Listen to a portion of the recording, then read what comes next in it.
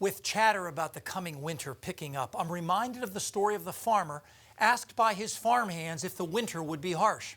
Yes, he said, collect as much firewood as you can. The next day, the farmer called the local meteorologist who confirmed that indeed it will be a harsh winter. How do you know? Asked the farmer. The meteorologist replied, because the farmhands are gathering lots of firewood. Indeed, humans have always hungered for predictive signs about winter, and over the years, many folklores have arisen based on the behavior of nature. A common one in the Midwest and Northeast comes from woolly bear caterpillars, the ones that are black at both ends and reddish-brown in the middle. You see them in the fall when they've left their food plants to find a dark, sheltered spot to spend the winter. According to folklore, the longer the black segments on the woolly bears, the more severe the winter will be. Now, some of the year-to-year variability in the amount of black is weather-related, but to the past, not the future.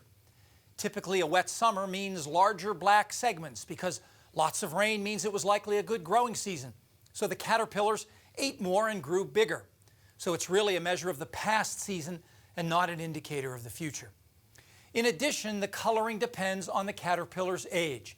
They shed their skin half a dozen times on the way to adulthood and lose a little black each time. So older woolly bears tend to have less black. Then there's this folklore. Squirrels gathering nuts in a flurry will cause snow to gather in a hurry. As with caterpillars, there's a weather link, but again to the past, not the future. Squirrels tend to be more active when lots of acorns and other nuts are around, which generally happens when there's been ample rain. So trees have had plenty of water to grow. Drought conditions tend to mean fewer nuts. So a squirrel's level of activity is linked to the past, not to the future. And there are plenty of other folklores from the natural world that supposedly portend a severe winter, including beavers building unusually big houses, thicker than usual hair on horses, and owls calling late in the autumn.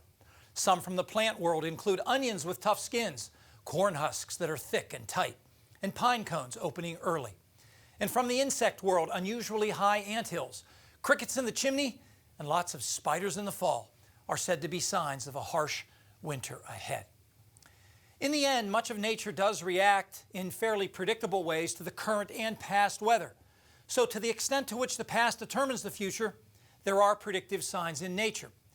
The problem is, in most cases, there are few consistently reliable rules that relate the weather of past months to the character of the upcoming winter.